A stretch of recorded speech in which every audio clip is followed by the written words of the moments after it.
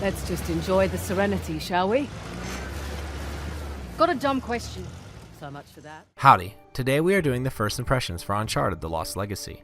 This once DLC, now full-fledged game, is Naughty Dog's first departure from their Uncharted title character Nathan Drake. Much like The Last of Us Left Behind DLC, Lost Legacy is attempting to flesh out characters, quite possibly to see who is the new heir to the Uncharted empire. So far I've put in close to 3 hours and have some takeaways. Uncharted: The Lost Legacy boasts all the high-end graphical animations, sound effects, story elements, and orchestrated music that is expected from a developer like Naughty Dog. It's just how they merge those elements that concerns me.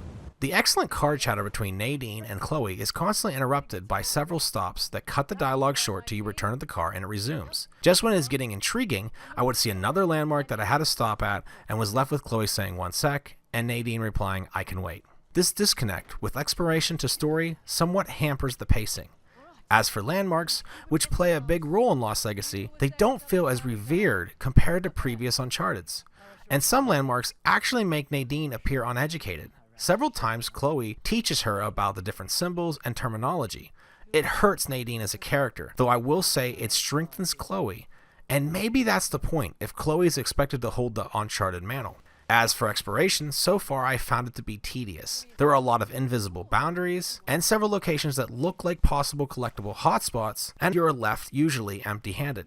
It wasn't very rewarding besides the lockboxes that usually had a treasure and a different type of weapon. I find that there's a lot of look but don't touch in The Lost Legacy, and it definitely misses the mark on a fulfilling exploration up to this point. Let's return to Chloe and Nadine for a second. Chloe falls into playing a hybrid between Nathan Drake and Sully, and it feels decent and believable.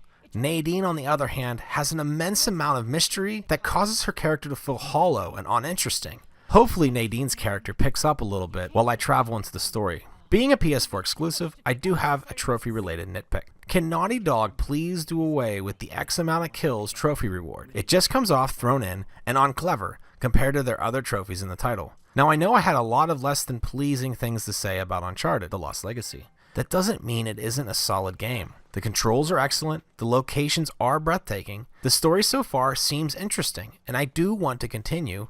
I have to keep in mind that this is their first departure from their franchise character, and a B+ game isn't a bad thing whatsoever. Naughty Dog games have such a high expectation standard that I feel it may keep most from giving a pass to new ideas or less potent characters. There is still so much to see before a final verdict, so check back soon for our review. We here at Brokelistic Games appreciate you stopping by, and we will see you soon. Thanks. Give me a second.